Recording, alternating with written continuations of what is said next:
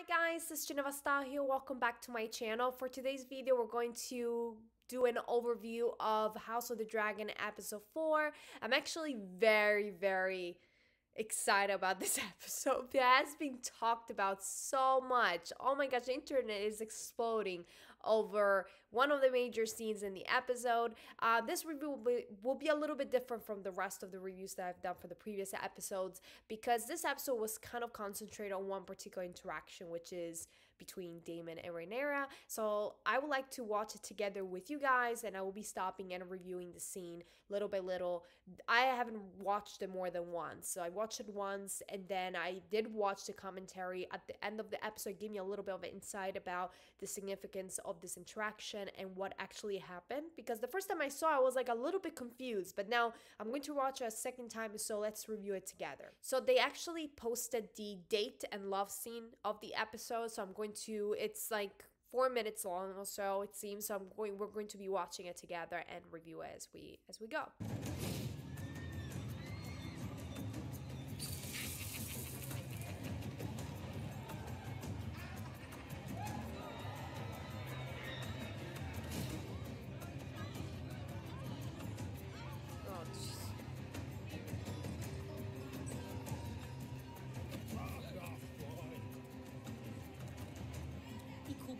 I just want to stop here and just to give a little bit of background about this scene. So of course, in the prior part of the episode, we see Rhaenyra a little bit depressed, conflicted, frustrated, because she's really feeling at odds with herself and the fact that she's a woman and she's treated like a child still, and she's the heir to the throne, and she's frustrated because, like I said, doesn't feel that they give her enough credit or value. She feels like she's going to end up like her mother, producing children and then dying. I will say that during that interaction, something went on in Damon's mind and said, you know what, maybe I have an idea. Something like, and this idea is this one. It came out with this idea to bring her out of the castle and just let her enjoy life outside of the castle, how it feels to be outside, how it feels to be considered a boy, and basically just in cover-ups, basically, that she's not treated as the heir to the throne and as a woman. So of course, it's just to let her explore things, you know, explore life. It's more than just producing babies. So I guess until this point, that's what we can gather. And also, I love the fact that he's holding her hand. I mean, from like in sense of protection and guidance, and he's still the leader, he's still in control. He likes to be in control. That's a very important aspect of his personality. He's a narcissist, nothing can change that. So just keep that in mind. That personality trait kind of like guides the entire scene. It's at the background, it's at the forefront of the entire episode, actually.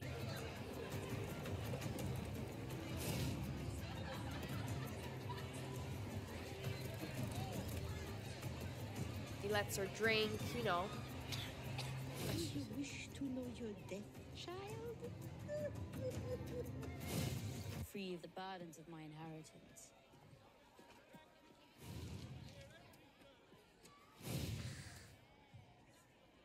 Four Copper Street rat in King's Landing, we pay for our pleasures. Hey, stop! Boy! Wait, I'll find him.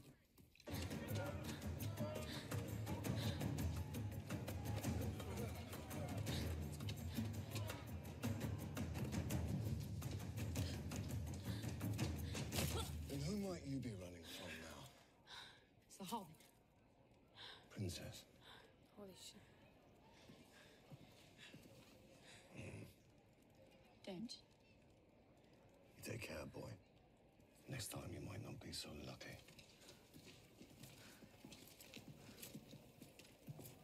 Enjoyed that, did you?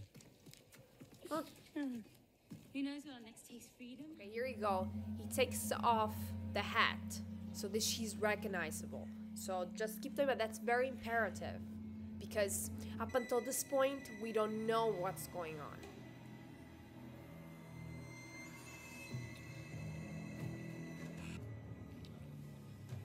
Fucking who we want.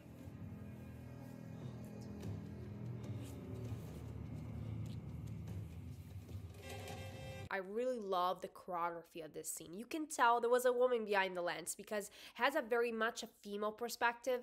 I feel like I'm her in that moment. It's so well done, this scene. Now, I just wanted to point out, I understand they're related, but guess what?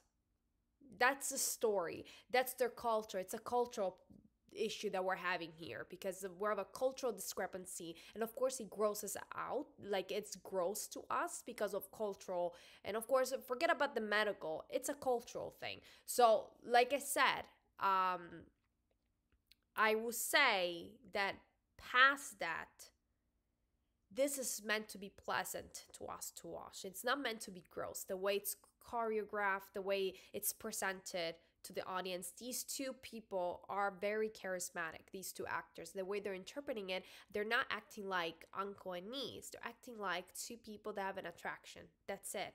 So just go beyond the fact that they're related, because really at the forefront it's just a relationship that's based on pure attraction, and it's kind of like it's wanted on from both sides. There's one thing that I really dislike from the commentary up after the episode. They mentioned this interaction as a form of abuse. I wouldn't say so, because first of all, I'm not sure how young she is here, but she's going to be married and she's considered of age at that present time. And when you're considered of age within that culture, you're technically able to make decisions. So I don't consider this abuse, but I do consider this a form of persuasion and seduction with, we will know, with malicious intent. There is a malicious intent here, but up until this point, we don't know this. I was kind of suspecting something was going on from when he removed the hat from her, but like I said, this is meant to be something that looks fluid, spontaneous, and wanted, voluntary. Then towards the end, you kind of realize something is going on. There's some calculation here, but like I said, you don't notice this up until the very end. So let's proceed. Right now we see a really beautifully choreographed scene, and it's very simple. It's not even as visual. Up until 9th season, and like in Game of Thrones, I've seen naked scenes and much stronger scenes, considering season 1 with Jaime and Cersei, which was absolutely disgusting. This is more than sex. There's something beyond this, and we must appreciate that for what it is. I don't like watching sexual scenes. And also, you know what?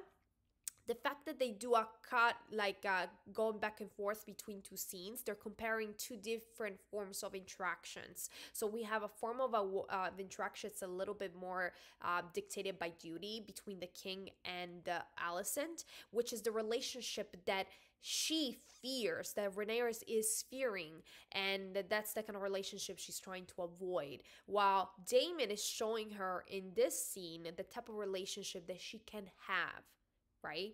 Because she's the princess, she can have whatever she wants.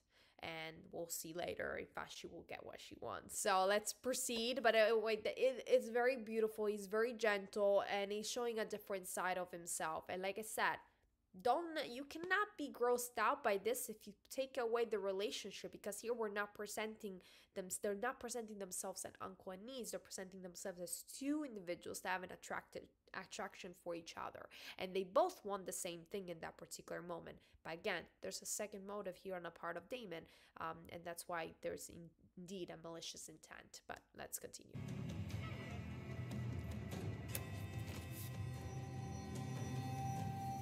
He's still very much in control here, by the way. Very much in control. She's trying to gain control. He turns her around, right? Okay. To seek dominance. He captures the hand. Like, those symbolize control, dominance. Okay, now she turned around.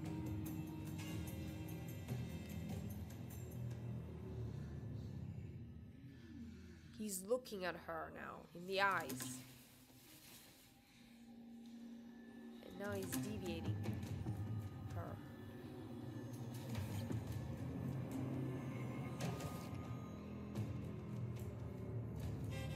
She's pushing him towards her, but he doesn't want it. He's closing his eyes, and he's pissed. And he leaves. leaves her like that. Damon? And she's disappointed. There's a lot to unpack here. Just from the choreography and their movements, you can tell what the roles are here. So she's seeking dominance. She's seeking it. And he's the one that's struggling to keep it under control. And like I said, he turns her around so that he doesn't see her in the eyes, and he tries to block her hand. So these movements all signify dominance, or the willingness to keep the power over their relationship. And her movements, her body.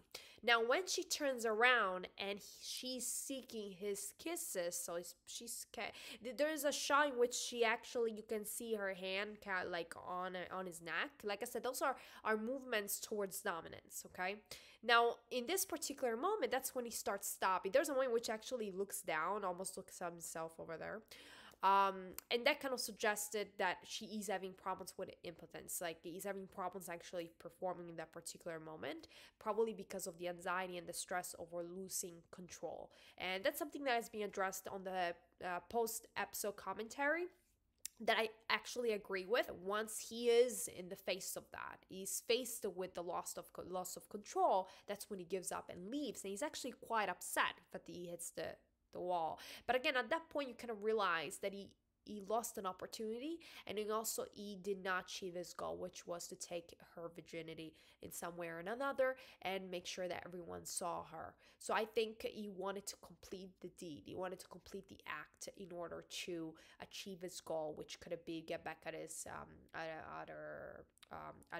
brother. Like I said, this was actually not mentioned, and I would say it was mostly about the throne, mostly about a provocation, also a way to get him to get wet with her, so get married with her, so that his brother would not have a choice to arrange the marriage.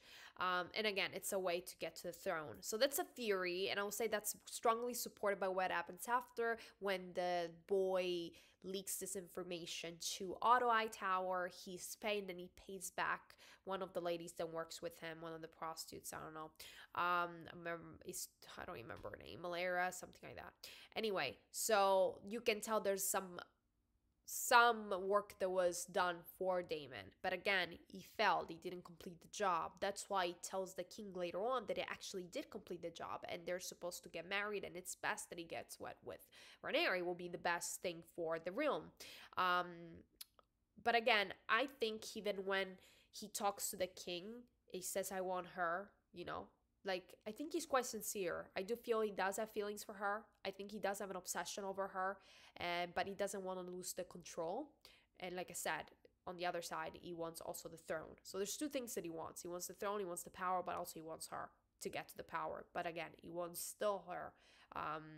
And I find that interesting because, like I said, you don't need to want just one thing. It's possible to want the throne and want the girl at the same time, So that's probably its motivation. He wants the throne, he wants the power, he wants the respect, but he also wants the girl. He has an obsession over his niece. He understands that's his niece, but again, in that culture, there's no concept of you cannot marry. There's no concept of incest in a sense. I mean, it seems like Alicent did not really. It was grossed by it, so there is still a theme outside of the Targaryen family that incest is a sin. But like I said, in the Targaryen family, to keep their blood pure, they did commit that. So, like I said, it's not abnormal to them. And again, they grew up in a way in which the attachment is a little bit different from normal attachment between uncle and niece. I do feel, though, that in that moment, when he felt that, like I said, the inability to perform was because of the stress of that moment, the loss of control, and the fact that he was doing that to his niece. He was ruining her reputation. He was trying to get her that way with seduction and deceit, and like I said, malicious intent. And I think he realized that he didn't want to take her like that. He didn't want to do it for that reason. He won't, in that moment, in that manner. And there, you know what I mean? It was not just sex for him. And once he started losing the concept that it was not just for sex, once he learned that, then he started he started not being amused anymore by that, or like I said, he closed his eyes. He was in the moment in which he wanted to be, and he liked her, but again, and he still likes her. He has feelings for her, you can tell. But the thing is, he felt guilty. It's obvious he felt guilty doing this to her, because again, there was a calculation there. It was a malicious intent, and he couldn't do it. He couldn't do it. He just didn't want it to be that way because he has feelings for this person. So again, very, very strong scene. Beautiful scene. I loved every bit of it. And please don't feel embarrassed if you felt something in this scene. You felt something natural, such as an emotion watching it, like you felt interested, intrigued by watching it. Like, you're not a weirdo, because some people are accusing other, there's a lot of bad emotions coming out of people that, to the people that appreciate the scene. They're like shipping them or anything like that. First of all, like I said, we're very early in the show. In Game of Thrones, there has been much worse in terms of relationships, and there's two individuals here, two actors that are extremely charismatic, and they're put together, and they're doing a really good job at expressing these emotions, these feelings for each other, this attraction. I thought it was brilliant the way it was done. I really cannot wait to see the interaction that he will have with the older version of Rhaenyra. They say that their attachment then and their feeling their feeling of passion, and also like I said, some attachment, like great attachment, is going to be even more evident. Like the chemistry is going to be even more evident at that point. So I cannot wait to witness that, because this girl, like the actress Millie, who was actually portraying Rhaenyra, she's amazing, and she's going to be hard to let go of her, because she's a great actress. No offense to the other one, I know she's actually a brilliant actress, as I heard from the works that she has done in the past, so I'm sure she will do really well. And Damon, the actor Matt Smith, he's so charismatic, and he's so well versed into romantic relationships and building this chemistry with any actress. Like, he's really good with that. The other actor who does really well is also the main actor in The Sandman. He's so attractive and he's so charismatic that really has chemistry with anybody on screen, not just the female, male, everybody. Like, he has that chemistry. He's that guy. So the same way with him. So I'm sure he will have a nice chemistry with the other actors that's coming about for Rhaenyra to interpret Rhaenyra. So overall, this episode is one of the best so far. It's beautiful. And I have to say, for now, in comparison with Game of Thrones, it's very hard to do comparisons, as I stated, because Game of Thrones, I'm a season 3, and it's a finished product. This one, it's not a finished product. It's season 1. Let me know in the comments what you guys thought of this episode. Did you guys enjoy the scene? What did you think of Rhaenyra and Damon? What did you think about the reasons why he did what he did, and if there was other motivations, or if he even had any motivations? I do feel a motivation was the one that I told you guys. I think there has to be some calculation. It was not just to show her how to live and to have sex, to let loose. So there was more to it. He's very calculative, very narcissistic. So definitely there was malicious intent, at least in the beginning, and then it kind of faded and he regretted it, and that's good, because we showed a human side, which is what we want to see in Damon. We want to see a conflict. That's what makes him interesting, actually. So let me know in the comments, and I'll see you guys next time. Bye!